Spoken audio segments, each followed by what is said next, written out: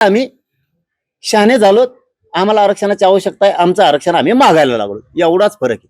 त्याचं ऐकू नका. आणि त्याला मी मुजित नाही. ते पार बराळ येऊन झाला, आता लय रडकुंडीला आले, ते मेटा कुठे आलंय फार. आता ते डोळे लाल त्याचे दिसू नये म्हणून काळा चष्मा घातला वाटतं असते. आयला अक्कल वाटा दिवशी कुठे गेलं तर का नव्हे, तिच्या आईला कस काय झालं त्या टायमाला, कस काय सरले. थोडी त्याला अक्कल दिली असती तर बरं झालं असतं. इतकं फालतू विचाराचा माणूस असं आम्हाला कवाच वाटलं नाही.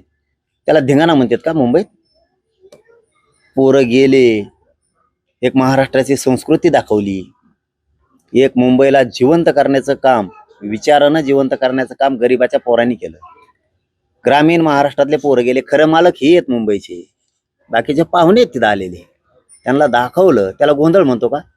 याला जर परंपरा, आपली संस्कृती कळत नाही धर्माची, ते आपले खेळ येतं. उद्या त्याला एखाद्या बाकीच्या जातीचे लोक खेळ खेळते, त्यांना असंच म्हणणार का? आता तसंच म्हणणार का? तो यार काही संस्कार आहेत का नाही? हे महाराष्ट्रात शोभतच नाही गड्या. हे तिकडं नेपाळच्या त्याच्यात लोकात शोभत आहे, तिकडं नेऊन सोडून दिलं पाहिजे. जाणार नागालँड, फॅगालँड नाहीत का तिकडे बरेच आहेत ना, इंग्लंड आमकी तमकी, त्याच्यात सोडून द्यायला पाहिजे.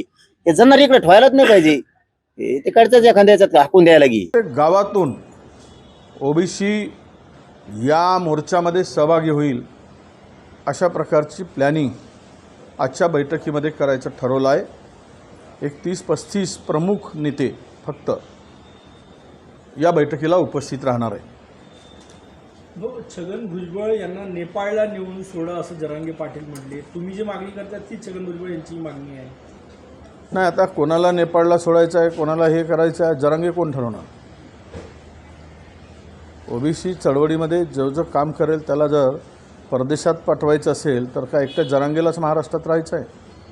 त्यामुळे अशा प्रकारचं वक्तव्य करणं मनोज जरांगेंनी टाळलं पाहिजे. आपल्या हक्काचं कोणालाही मागायचा अधिकार आहे. जर आम्ही ओबीसी आहोत तर आमच्या समाज बांधवाचं संरक्षण त्यांच्या न्यायिक आणि संविधानिक होणं आणि यासाठी लढणं, या संदर्भात कोणी वैयक्तिक अशा प्रकारची टीका करणं ते भुजबळ साहेबांनी टाळावं आणि मनोज जरांगेंनी सुद्धा टाळली पाहिजे. जे काही सोंग सरकार घेते आहे त्यातून या ओबीसीच्या वर झालेला अन्याय आणि ज्याचा काहीही संबंध नाही अशा लोकांचा शिरकाव हे बघता मला वाटतं की त्या कुटुंबाला आधार देण्याची आणि सरकारने जबाबदारी घेण्याची गरज आहे. कारण सरकारच्या चुकीच्या निर्णयाचा हा बळी आहे.